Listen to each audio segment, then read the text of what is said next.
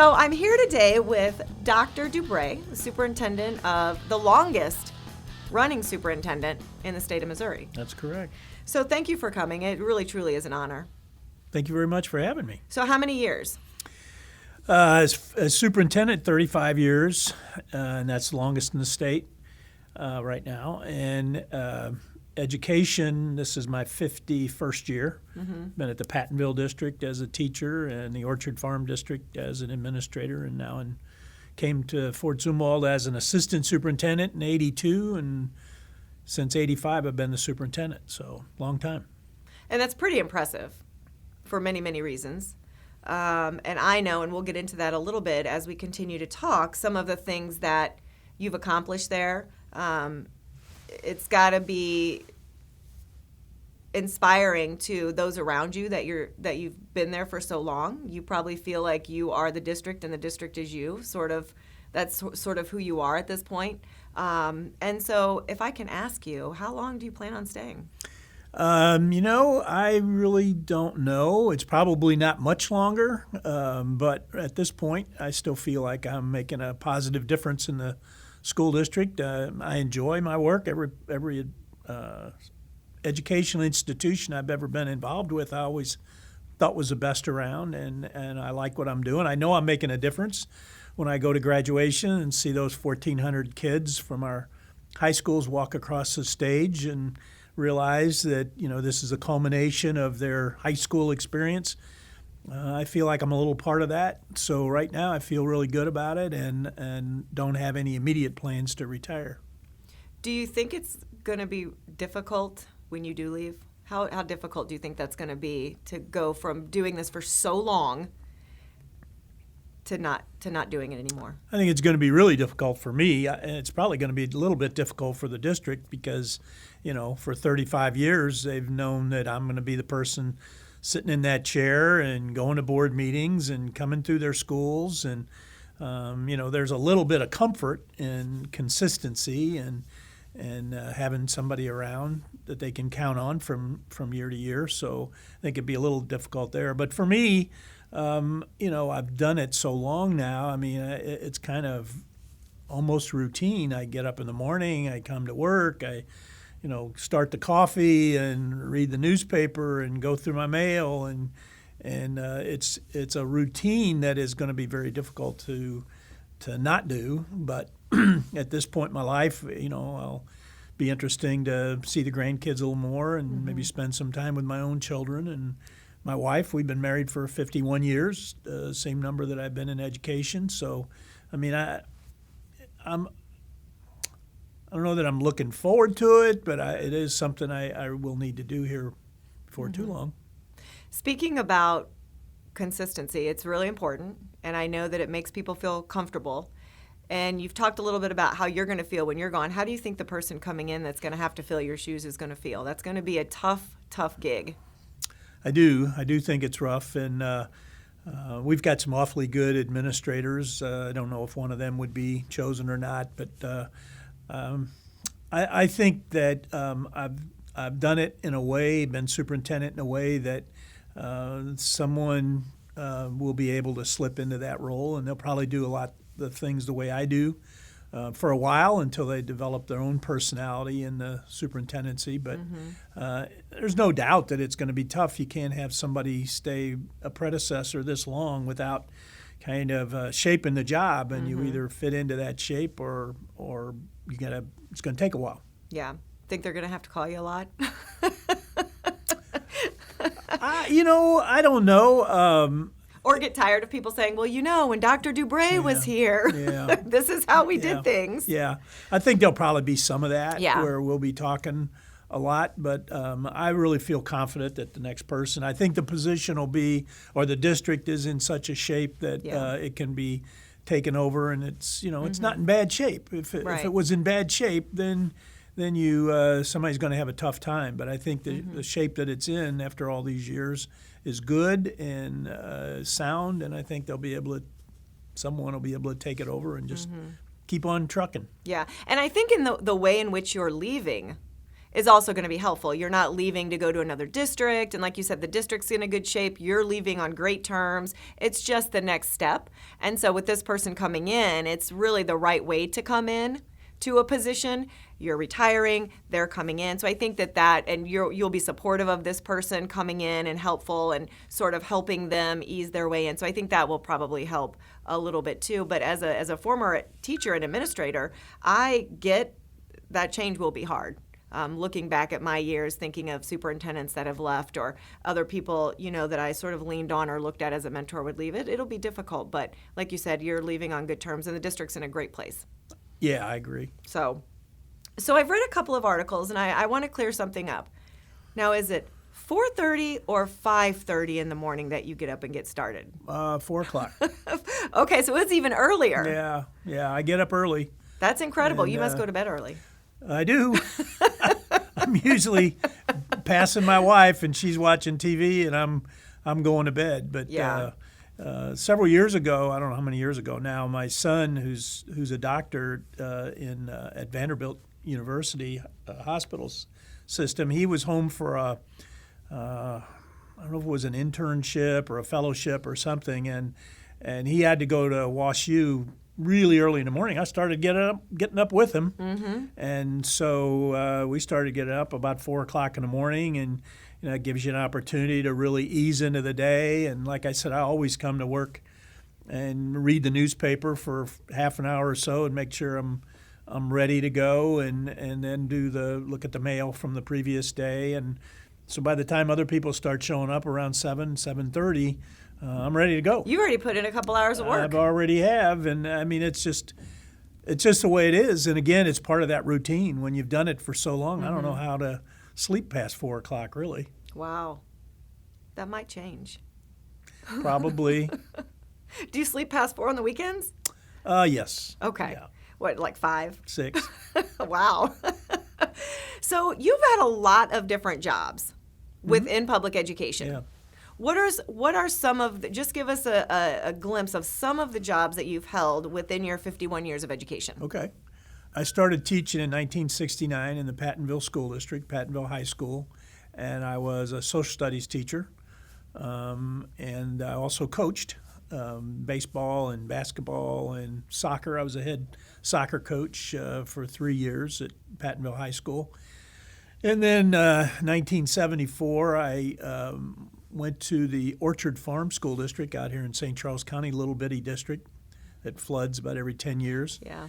And became the principal of Orchard Farm Middle School. Had a school of about 450 students. I was principal there for 3 years, and then I became assistant superintendent in that district, and was in that position for 5 years. In that position, I did special education, public relations, curriculum, personnel, federal programs, just about anything other than the financial operations. And in 1982, I left and went to the Fort Zumwalt School District for the finance job. So I was assistant superintendent for administrative services and did finance. I learned that there from Larry Doyle, who was our superintendent at the time and was previously my predecessor in the Orchard Farm District. So I was in that position for 3 years. And then in 1985, I became superintendent. And really, I had all the background I needed because I had all those jobs I did at Orchard Farm, even though it was a small district, and then the finance job at Fort Zumwalt. And there wasn't a job or a category that I hadn't done, which there's huge advantages to that because we were at the time about 8,200 kids at Fort Zumwalt. And as we grew and added administrators, I was able to talk to them on their level. I could talk about PR. I could talk about special education, public relations, curriculum, personnel, because I had done those jobs. And I think that's really important because so many superintendents, really there's an area they're not skilled in, and usually that's finance. And you have to be able to converse with the finance person in your school district rather than just count on that person knowing what they're doing. obviously they need to know what they're doing, but as superintendent, you want to be able to converse with them and know what they're doing. And finance is one of the most important jobs that you do in public education. So I had that background. I was able to talk on the same terms that they were, and it made a big difference. Do you think that's probably what is one of the things that's led to your longevity in this district? Having all of that extra, because that is pretty rare to have that much background in that many areas when you go in to be a superintendent. I think so. I mean, the one thing it does is it helps build a team. My whole career, I've had really, as superintendent, I've really had good assistants.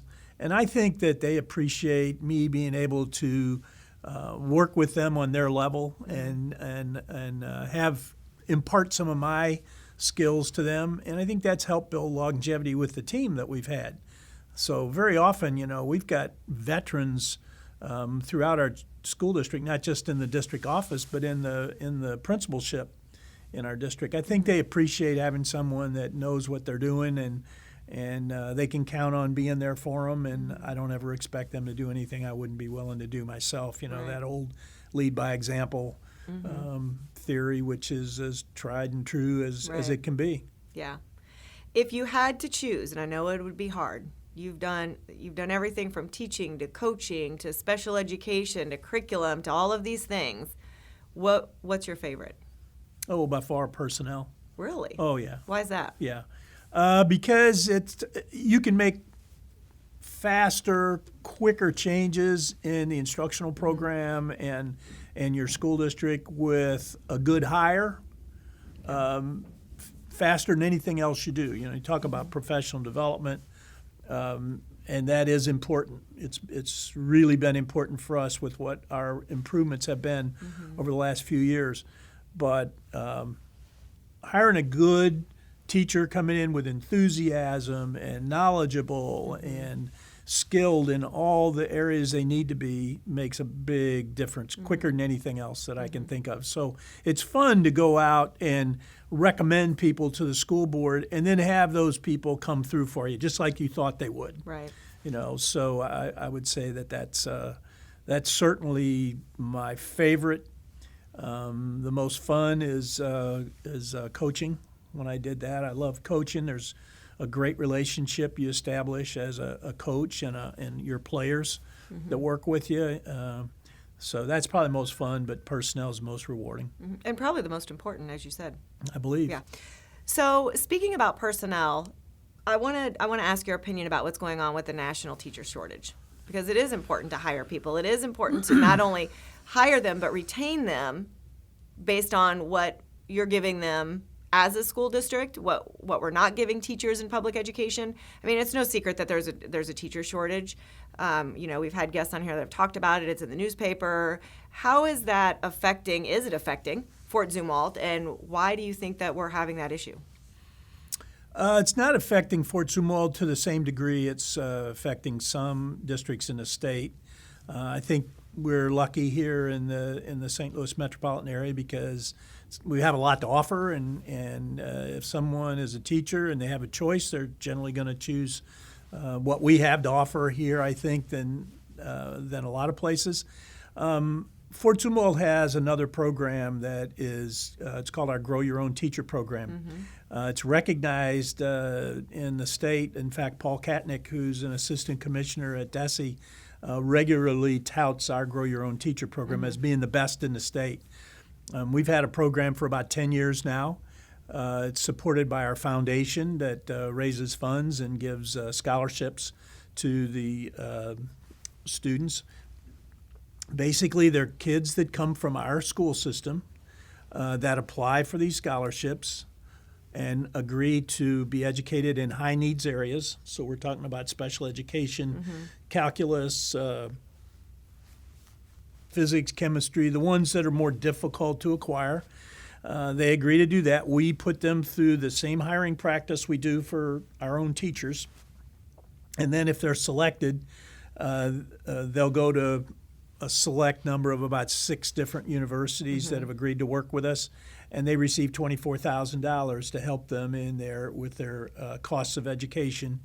And then at the end of their instructional program or when they graduate, they come back to us and they work for at least 4 years in those high needs areas. So, over 10 years, we now have 13 teachers in our school system that have come through the Grow Your Own Teacher program, and we have another 12 that are in the pipeline, that are in school right now, that'll be coming along to teach in those high needs areas.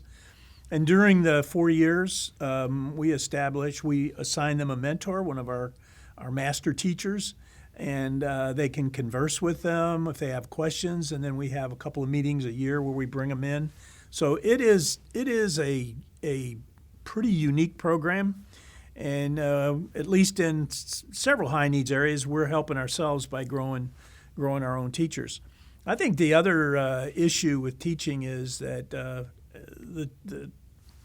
the act of teaching or the teaching career has been played down. That it's maybe not a important member of society, and that is so far from the truth. Being a teacher, I mean, I don't know what career you would find that would be more important.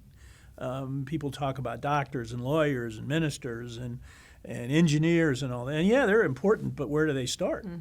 They start with that teacher. And so I think we have not given teaching its due, and we really need to,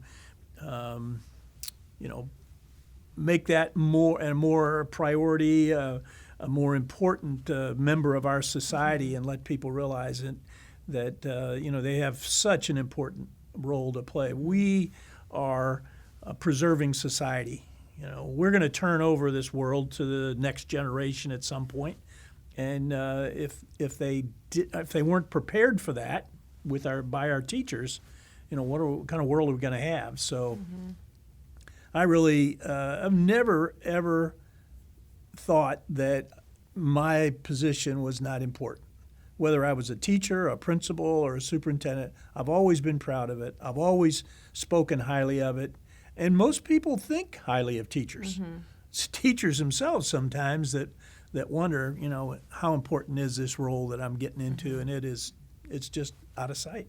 Do you think that's changed, though? Because I agree with you, and I do think that over the years, the position of a teacher is not looked upon as the same, or not as respected, or held at as a high standard as it should be. But I don't always remember it being like that. When I was young and in elementary school and middle school, I felt that my parents and the community really put teachers at a high standard. And so do you think that that's something that we have unfortunately digressed to over the last 10, 20 years? Or do you think it's always been like that? No, I don't think it's always been like that. I do think it's probably something that we've digressed to. Everybody puts a value on money. Yeah. And that's what I was going to say. Do you think it has something to do with salaries? And it's teaching is an old profession. Yeah. And some of these new upcoming professions, people look at, you're going into this or that, and teaching is just teaching. It's still the same. Although we're changing and we're growing our craft, it is still the same. Yeah. I think you're right. You're right on. I think that's what's happened. But I think of late there's more value placed on the money of what you have, the benefits of what you have. And, we all try to do the very best we can with our staff. Sometimes there's limitations. The public limits how much they're willing to pay taxes, and the state is it gets fighting for every dollar. And so a lot of times it's limited. Your resources are limited. So, but we try to pay the very best we can, and I think everybody tries to do the same thing. But I think people have placed a lot of value on that, and it's misplaced because these positions are really important. Every so often when you hear a baseball player make $270 million over 10 years or something like that, you wonder, what are you thinking of? Are you kidding me? That's the most important thing in your society when you've got, your livelihood, the future of your society in the hands of these teachers over here, and they are not paying anything close to anything like that. So I think sometimes priorities are misplaced. Yeah. And do you think that we put too much responsibility on teachers? Because they really are responsible for growing the whole child. We're not just talking anymore that the kids are coming in and we're teaching them the curriculum and that's the end, where our job ends. And I say that like I'm not still a teacher, but I still feel like I'm a teacher at heart. But you know, like you know, they're feeding the kids and they're, you know, the trauma resistant and the mental health issues, and it's a lot. It's truly a lot to put on one person. And so how do you handle that in your district when teachers come in and the discipline issues that we're seeing and the violence in schools? Your district has a way of really catapulting students to success. And so what are some things that you're doing in your district to help teachers want to stay, to not have all of those things push them out of the profession? Yeah, well, I mean, it all involves staffing. You know, when you talk about behavioral health issues, mental health issues, we're hiring behavioral specialists, we're hiring social workers, crisis counselors, to try to provide the resources that our teachers need. It's a different world than I started in 1969. You know, we didn't even have a special education program. You know, if certain kids needed services beyond what the public could do, it was usually a state school, or they didn't get an education. And of course, that's all changed now with 94-142 from 1978, now IDEA. There's laws that are passed to guarantee those children an appropriate education that allows them to be as successful as their skills will allow them. So I think we're providing a lot. It's all more expensive. And our teachers, you know, try to step up to the plate. But over the years, you know, driver's education has been added, sex education's been added, one thing after another, certainly special education. There's more resources for teacher to deal with, and we're just trying to give them what they need to be successful. And I do think that a lot of the reason that teachers leave the profession had to do with that stress that they deal with day after day after day. And I see it when I go out to the buildings, but it's really rewarding that most teachers, they don't give up on it. They just keep coming back for more. Yeah. And I think that's why teachers hold on to some of this stress so much, because they really, truly care. Mm-hmm. They love these kids. They love their job. It is the most important. They take it home with them every night. You know, and for those of our listeners that are currently in the profession or have been in the profession, it's hard for someone that's not in the profession to fully understand that.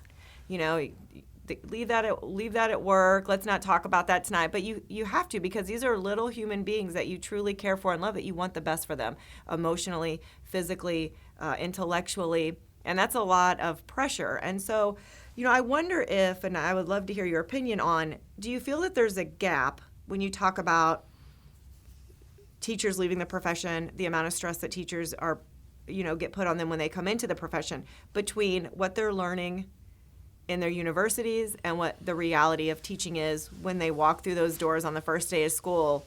Do you feel like we need to sort of work on bridging the gap between those two settings and what the reality truly is? I think there's still some of that needs to take place, but you know, the days are gone when teachers or student teachers and people entering the profession don't know what they're getting into. I mean, the universities have these requirements on observation that starts out when they're a second year teacher. I mean, I didn't really find out what it was all about until my senior year, and I did student teaching in the Jennings district back in '68. That was your first real exposure to what you were getting into, and now and did you just do like so many weeks here and so many weeks there? Is that what yours was like too? Mine I did. And then you're done. No, I did. Mine was 9 weeks. It was all at Jennings, junior high in those days. They've kind of changed them over the years, where now, you know, you're going to do, sometimes you'll do part of your student teaching in the city and part of the student teaching in the county. Mm-hmm. But it changes from year to year what they require. But there's a lot of teacher observation hours that are required, you know, in the first year. So, I mean, people in their first year get an idea of maybe what they're getting into. And a lot of times people will change their career at that point if that's not what they want to do. But the vast, vast majority of the teachers we have are dedicated and just over the top on their students. And, I don't know that everybody knows how much time teachers have to spend outside the regular day. I mean, they might be in school for 7 hours with their kids. They might spend another 3 or 4 hours preparing for the next day. When I first got into it, nobody told you how stressful it was. You have to keep those guys' attention. I taught high school. You have to keep their attention for 60 minutes. Right. And that's not so easy to do. So the preparation time that you have to put in so that you can, prepare a lesson and teach the lesson and give time for studies and whatever, that is pretty nerve-wracking and gets your attention pretty quick. Yeah. And so we were talking about this before we started the podcast when you were in here earlier about the video that I saw on the Fort Zumwalt, and you'll have to what is the name of the YouTube channel or the videos that they produce? FZIM. FZIM. Yeah. Okay. So any of you that are listening, if you haven't looked at those, I was blown away by the quality of the video. And so I watched one that was really moving to me. And honestly, as I watched it, it made me a little emotional. And it was a video of you walking around on the first day of school, and you were greeting the students and the teachers and having conversations. And the climate and culture that I saw, and I'm coming from a background of education, so you can tell when it's real and when it's not real, when you see it happening. And that was real. That was people coming together, truly excited to start their first day of school, truly excited to go on a journey of another year. How is it that you have managed and that your team has managed to create such a positive climate and culture in all of your buildings? Well, it starts with the principal of the building, and the first place I was on that day was North High School. And we have a principal there, Joe Sutton, who's a veteran. I think this is his 25th year, and he celebrates his students like no one else that I know. I mean, you go into a North High School, wish you'd do it sometime, you see his students' pictures everywhere. He bought a poster maker years ago, and they're full-size posters of kids. Student of the Week, SAT high score, ACT. He's just got so many different ways that he celebrates these kids. When they come in, they see that, and they know their principal cares about them. They really enjoy going. We had Commissioner of Education, Margie Van Dieven, her niece and nephew went to North High School. They loved every minute of it, and it's because of their principal. And the principal sets the tone. Teachers take their lead from their principal. Assistant principals take their lead, even down to the custodians, because they know that he cares about them and the kids. And I think if I could go around our school district, those are the kind of people we have that set the tone. Neil Berry's our principal at West High School. Same way, those kids love him. They love him. They don't like to get punished, but they know their principal cares about them.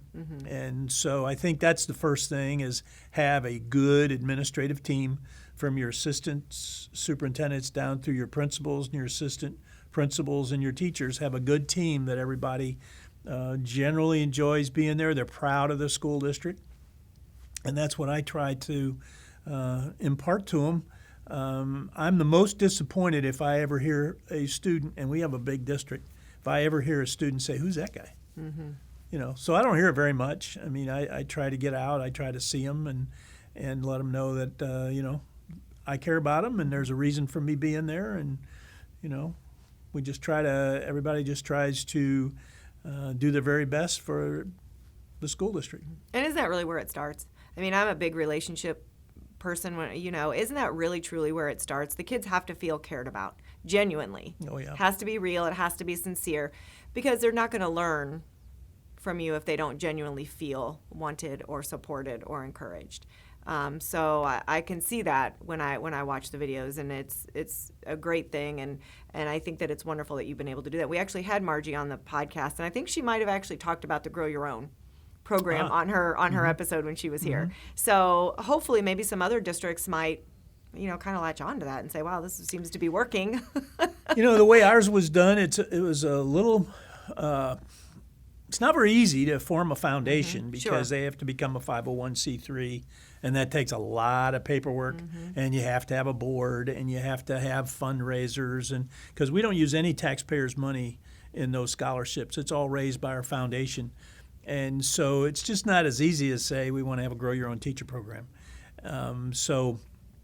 But ours has been, remarkably successful. And even with 10 years, I mean, we only have 12 teachers, but they are our superstars. They really are. And we have 12 more in the pipeline. So, at some point we're going to have over 20 in there. And they kind of have a different status because they get introduced as a Grow Your Own Teacher. Even though they're past the program, they're just, Kelsey Kessler was a Grow Your Own Teacher. Oh, really? Gives her a little bit of status. It's really neat. I mean, I love being there, and I can't imagine what it would be like to during these 51 years having to punch a time clock and do something where I couldn't have the reward and feel like I do with this position. Yeah. So what do you do in your free time? I know you like to play golf. How's your golf game? Pretty bad. Yeah. So I typically only play with my son. And he's a doctor. He's at Vanderbilt University. He's a transplant surgeon. And he started at Fort Zumwalt. All three of my children graduated from Fort Zumwalt South High. And he went to Notre Dame and Georgetown and WashU and UCLA. He went all those places to become a transplant surgeon. And now he's just done his 125th kidney transplant. Wow. And you must be proud of that. I'm proud of all my kids because if any of them see this and they think I'm playing them we'll down, have to talk about all three of might them have to equally. Edit that out. Let's talk about the other two as well. Yeah, but anyway, you got to start there. And the thing that's so rewarding about that is that every time he does a kidney transplant, he saves a life. That's amazing. Yeah. When you think about it, it kind of makes you take pause, and you think, holy cow. 125 lives. If they didn't get those kidneys, right, they wouldn't made it. Now maybe they'd got it from another surgeon. I don't know, but they got them from him, and you would be shocked how those patients how they feel when it's over and their doctor comes in and says, "How are you feeling?" I feel great. It's just something you can't describe. So I'm really proud of him and the other two as well. And so you play golf? I do, and when I get to Nashville, where Vanderbilt is, we try to play a little bit. But when I don't, I don't. We used to play at Forest Park, which is a great place. Yeah. So with your children all being raised, a lot of times, you spend a lot of time at work, which is what I do, and it's a big job, as big as it is with all these 27 schools. So my wife spent a lot of time with our grandkids. I have eight grandchildren, 7 boys and 1 girl. And so she loves doing that stuff. One girl, 7 boys? 1 girl, yeah. And she likes doing that, so very often she's away with them. My daughter, one daughter's in Overland Park, Kansas. She's got 3 little guys. And my other daughter is here, and then BJ, my son, is in Nashville, so she kind of shuffles around a little bit and does that, and I spend a lot of time at work. Enjoy that. I also heard through the grapevine that you like Married with Children. Oh, yeah, what a funny show. What a funny show. I don't know where you heard that from. Is that even still on the air? I don't know if I've ever really watched a episode of that or not. I know Jessica probably hasn't. Oh, you'd have to watch it to believe it. I've seen it, but I don't know how. It's been a while. They have so many channels on. It's on somewhere. I mean, it might be on TNT or something. Do you relate with Al at all? A little bit. Yeah. Jessica, do you even know what that is? Yes, I know. She's young, extremely young. Do you know about it? Yeah. I know, right? It's a riot. I mean, you've only been out of high school, what, a couple of years? Like about 6 years. Oh, 6 now? Okay. So I'm older. And so whenever we have people in here and we talk about things that I feel are like from the 70s or 80s, I always wonder, like, But she doesn't know. I know. I do. It's funny because I was told my husband this the other day. I was driving in my car and the oldies station came on. And I'm thinking, oh, I'm probably not going to want to listen to the oldie station. And it was truly like music from the 80s. And my mind was blown. I was like, this isn't oldies. This is like the music that I like. But oldies anyways, now. it's the oldies now to my children. So, well, Dr. DuBray, it has been an absolute pleasure to have you here. Mine as well. I'm so thrilled that you took the time out of your day to be here, and I know that you're going to continue to do wonderful things, even after you've left the school district. I'm sure you'll kind of still be dabbling in it a little doing bit. something, yeah. You'll be doing something. So we'll try to catch up with you maybe after you retire and have you come back and talk to us about what retirement's like. Great. And what's going on. But thank you. It's been an honor to have you on the Classroom Matters podcast. This is Kristy Houle signing off. We will see you next time.